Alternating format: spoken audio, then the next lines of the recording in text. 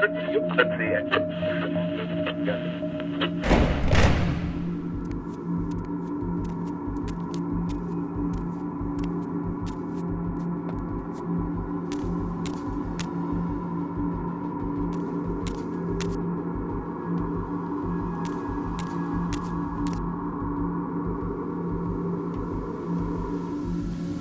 อบใจทุกคนที่ว่ามาร่วมเรื่องนำกันในมื้อนี้เนาะ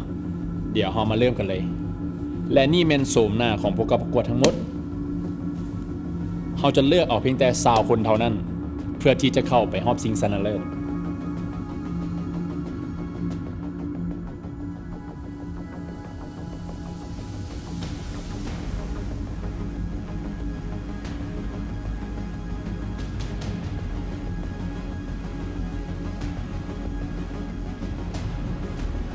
แซมจ่องผู้นี้เด้อ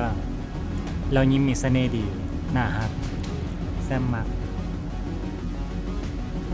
แต่บุคลิกเราบ่ค่อยได้นะหุ่นแล้วก็บ่ฟิตอย่าลืมได้ว่าเวทีเฮามันต้องได้โชว์บอดี้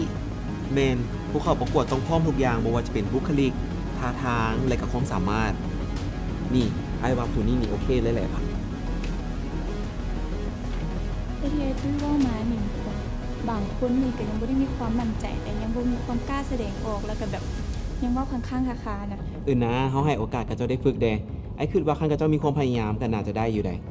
แม่นจะเว้าถูกเพราะว่า20คนที่เราจะเลือกเข้ารอบชิงอย่างน้อยต้องมีความพร้อมในระดับหนึ่งเพราะว่ามันเป็นเวทีใหญ่และก็สู่สายตาคนทั่วประเทศเพราะฉะนั้นเราจึงให้พวกเจ้าเลือกอย่างตั้งใจและเข้มงวดเพราะว่านี่จะเป็นตัวแทนของประเทศลาวเพื่อที่จะออกไปสู่สายตาสากล